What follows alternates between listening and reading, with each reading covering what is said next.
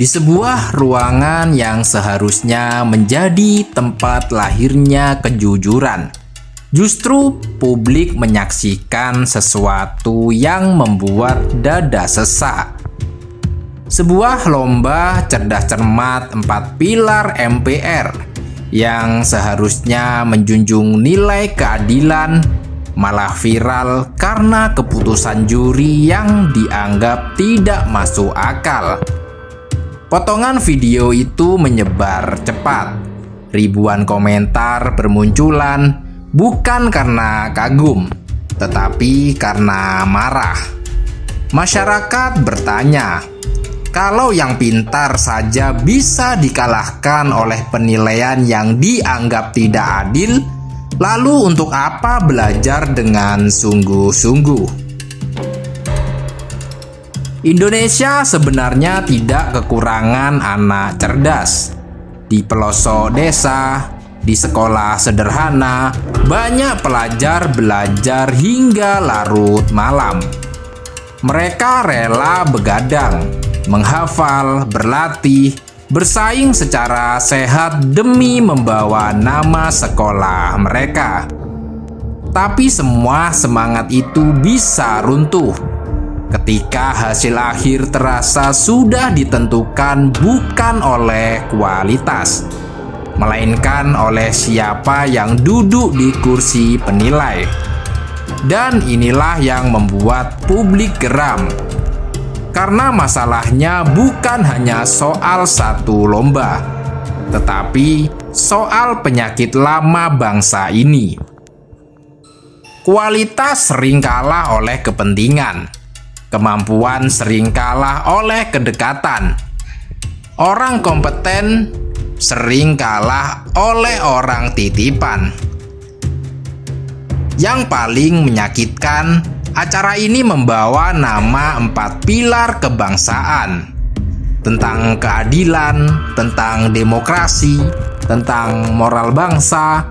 Namun ironisnya di depan para siswa yang terlihat justru contoh buruk tentang bagaimana kekuasaan bisa dianggap lebih penting daripada objektivitas. Anak-anak tidak hanya mendengar pelajaran dari buku, mereka belajar dari apa yang mereka lihat. Dan ketika mereka melihat ketidakadilan dipertontonkan secara terang-terangan, maka kepercayaan mereka terhadap sistem ikut runtuh perlahan. Indonesia punya satu masalah besar yang jarang dibahas serius. Kita sering sibuk mencari orang loyal, bukan orang berkualitas. Akibatnya, posisi penting kadang diisi bukan oleh orang yang paling layak, tetapi oleh yang paling dekat. Dan saat kualitas tidak lagi menjadi standar utama, kerusakan muncul di mana-mana. Hukum kehilangan kepercayaan, pendidikan kehilangan keteladanan, dan generasi muda kehilangan harapan. Viralnya kasus ini sebenarnya adalah ledakan kekecewaan masyarakat yang sudah lama dipendam. Karena rakyat lelah melihat orang jujur kalah. Rakyat lelah melihat kompetensi disepelekan. Dan yang paling berbahaya, generasi muda mulai percaya bahwa kerja keras saja tidak cukup di negeri ini.